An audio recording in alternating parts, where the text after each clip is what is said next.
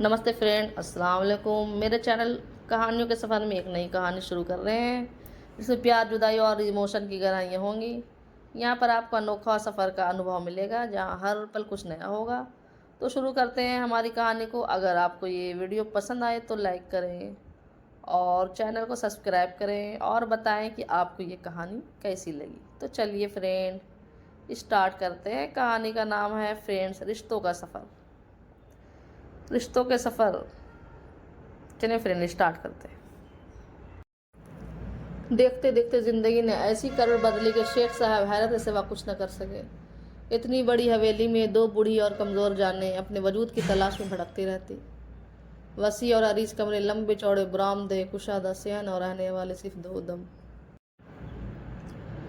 इस उम्र में सहारों की तलाश किया करते। जो सहारा दे सकते थे वो नया जहां बसा कर कभी के दूर देश जा चुके थे।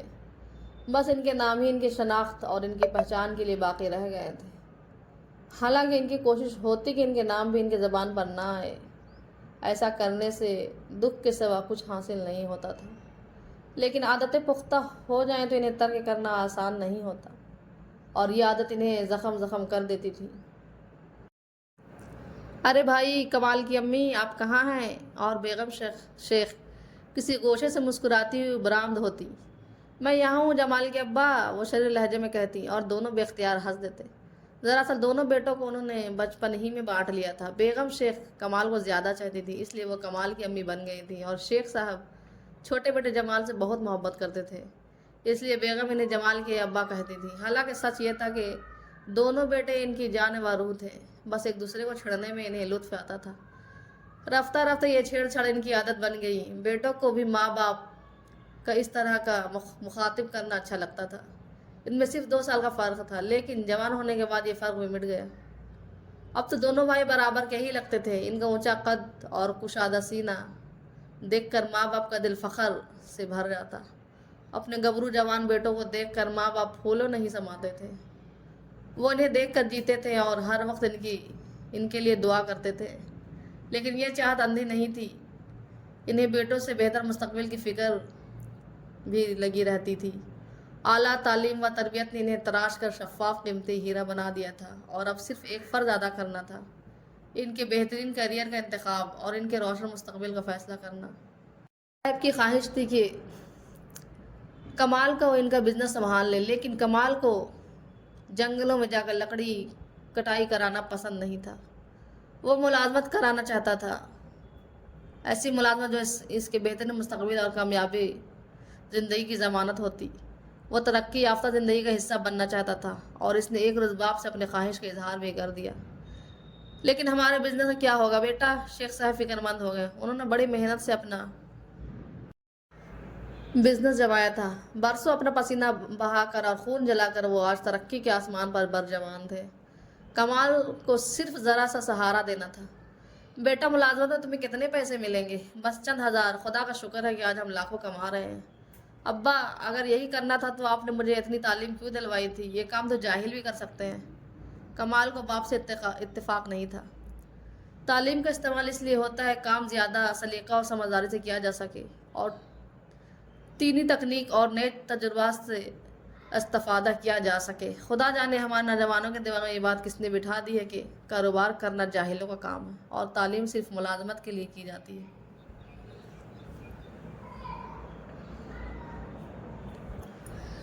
शेख साहब ने समझाने की बहुत कोशिश की, और वो खुद भी तालीम याफ्ता थे, लेकिन उन्होंने मुलाजमत पर कारोबार को तरजीह दी, और आज का इनका शुमार कामयाब बिजनेसमैन में होता था।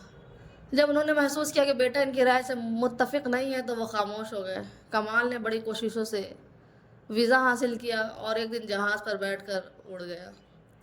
इसकी मंजिल मगरिब का कोई मुल्क था, और आंखों में डॉलर की चमक थी। डॉलर्स की चकाचूंध में इसे न ढलती उम्र के माँ बाप नज़र आए और ना ही अपने फ़राइज़ का एहसास हुआ। शायद नई नस्ल माँ बाप के लिए कुर्बानी देने को हिमाकत समझती है। बेचारे माँ बाप औलाद के फ़राइज़ अदा करने के लिए जी जान से मेहनत करते हैं। इनकी ज़िंदगी का हर लम्हा इन्हीं की फ़िक्र में गुजरता है। औलाद के पैदा होने से लेकर इसके जवान होने तक वो इसकी हर ज़रूरत और ख्वाहिश का ख्याल रखते हैं। لیکن اولاد اپنے مستقبل اور من چاہی زندگی کے حصول کے سوا کچھ نہیں چاہتی۔ جمال شروع سے ہی کچھ شرمیلا اور چھپو اور کمسن تھا۔ بھائی کے بنسبت اس میں حوصلے کی بھی کمی تھی۔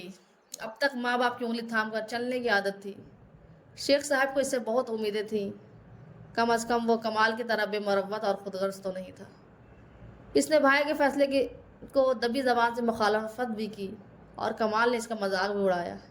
اس کا کہنا تھا کہ ماں باپ کے پہلو سے لگ کر زندگی گزارنے والے لڑکے کبھی کامیاب زندگی اور روشن مستقبل کے مالک نہیں بن سکتے، ہمیشہ کنویں کے مینڈک بن کر رہتے، انہیں پتہ ہی نہیں چلتا کہ دنیا کہاں سے کہاں پہنچ گئی ہے۔ جمال نے صاف صاف کہہ دیا تھا، مجھے امی اور ابا کو چھوڑ کر جنت ملے تو وہاں بھی نہیں جاؤں گا۔ لیکن رومی شاید جنت سے زیادہ پرکشش تھی۔ اس کی زلفوں کے بیچ وخم میں الجھ کر اس کے سارے بلند دعوے دھرے کے دھرے رہ گئے، اور رومی کو بھی شاید اس جیسا موم سا آدمی کا درکار تھا جسے وہ اپنی مرضی سے نچا سکے، جس شکل میں چاہے ڈھال سکے، جس کی اپنی کوئی سوچ نہ ہو، نہ کوئی رائے ہو۔ شوہر جتنا کمزور ہو، عورت اتنا زیادہ خوش رہتی ہے۔ اس کی خود پسندی کو اس طرح تقویت ملتی ہے۔ رومی کو بھی ایسا ہی شوہر چاہیے تھا۔ آج کے لیے اتنا ہی فرینڈز، اب نیکسٹ ویڈیو میں آئیں گے۔ آپ پلیز اس کہانی کو دیکھیے گا، بہت اچھی کہانی ہے، بہت سبق ملیں گے اس کہانی کو دیکھ کے اور سن کے۔ تو نیکسٹ ایپیسوڈ میں فرینڈز آپ سنیں گے یا دیکھیں گے کیا جمال بھی اپنے ماں باپ کو چھوڑ کر چلا جائے گا، کیا بوڑھے ماں باپ اتنی بڑی حویلی میں تنہا رہ جائیں گے۔ جاننے کے لیے دیکھیے اور سنیے پارٹ 2 کہانی۔ اچھا لگے تو لائک اور چینل کو سبسکرائب کیجیے۔ تب تک کے لیے اپنا خیال رکھیے۔ Bye friends.